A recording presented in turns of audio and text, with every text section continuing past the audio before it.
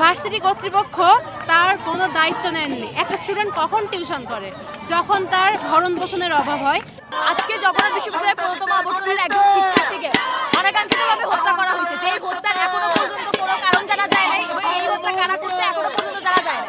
এই হত্যার অবিলম্বে বিচার করা দরকার এবং এই হত্যাকারীদের দ্রুত খুঁজে বের করা দরকার, যাতে দ্রুত এই হত্যাকারীদের খুঁজে বের করা হয় এবং এর বিচার করা হয়, সেই দাবি নিয়ে আমরা এখানে আসছি।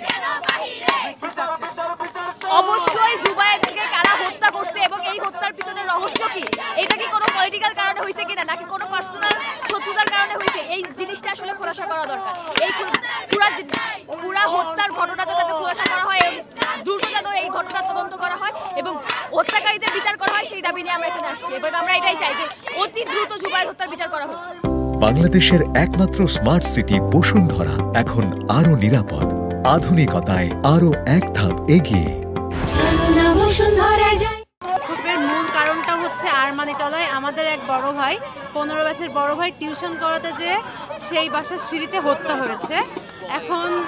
এখনো পর্যন্ত সেটা 6-7 ঘন্টা হয়ে গেছে। একটা ইউনিভার্সিটি এখনো তার সিঁড়িতে ছিল, আমরা যখন এসেছি দেখে এসেছি।